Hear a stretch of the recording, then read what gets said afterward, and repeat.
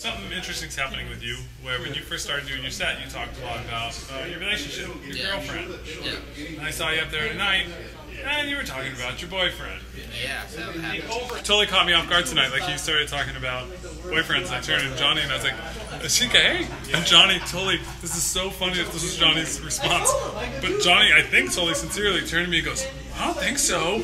Like, maybe he's just doing it for the bit. Commitment to the bit, yeah. Right. Just commitment. I woke up this morning.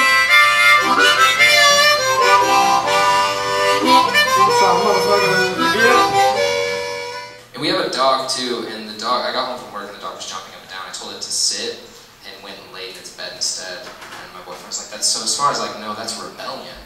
We should shoot the dog in front of all the other animals to prove a point. And he was like, you're being ridiculous. And started this huge fight. And he was like, well, let's just sit down and let's talk about it. And I went and laid in bed instead. I was like, oh my God, that's where the dog gets it.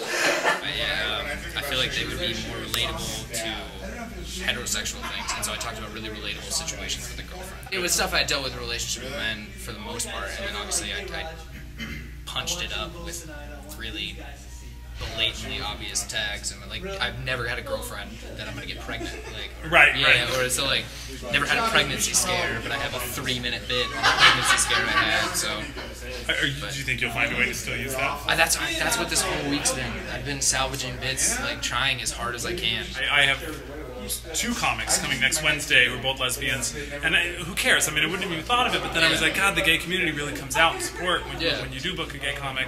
So I asked them, I was like, how do you guys feel about me mentioning that you're gay in promotions? And they both said, well, we like it better when promoters don't. And I was like, well, then I won't. And then they're both like, shit, thanks for asking. Like that's the first time that's happened. It makes sense. Yeah. Not because of shame or anything like that. I just didn't want to be branded. Like, I don't want to be wearing like a cafe comic or a bar comic. I think people have a notion in their head of where society is, but then there's actually where they really are. Yeah. And that's the huge gap. And it could have absolutely bombed, and I told the crowd, I was like, if you don't laugh tonight, I'm okay with it.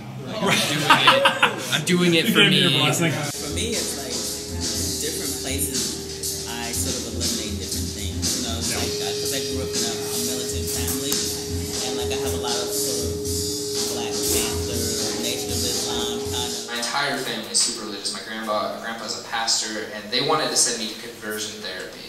My parents were like, absolutely not, he's not going. And then my grandma was like, well, we're going to write him out of the will. I was like, hold on a minute, guys. Let's hear him out. Do you ever go lighter on gay material? Like, I go lighter on atheist material in some crowds. Yeah, I push myself to mention it still. I mean, I won't completely omit it, but it's definitely shortened. My crowd's a very gay-friendly crowd. Have you been out as gay in front of a crowd? I have not. I chickened out. I was gonna. Oh, did you? I did a guest spot at Laps on Friday. And I was like, I'm doing it. Like, I was riding high after Luna's, and then I got there and I like see it. I'm like, or I can just I'll just resort back to everything I've ever done in the past that's worked. I don't have enough material to go. Do you ever go up on stage and just not be Indian? But I think the equivalent of being out on stage is I never have a stage name. Right. I always ask people to say my name, and if they can't pronounce it, at least they try. When I get mad is when someone's like, dude, that's way too long. I'm not going to say it. That's too much. I'm like, can you say Zach Galifianakis? Yeah. Can you say Nomar Garcia Parra?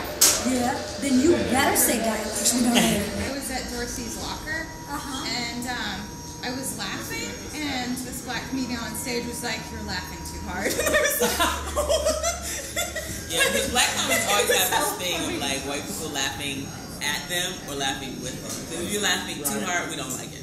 But that was it. Because that means Chappelle talked about that.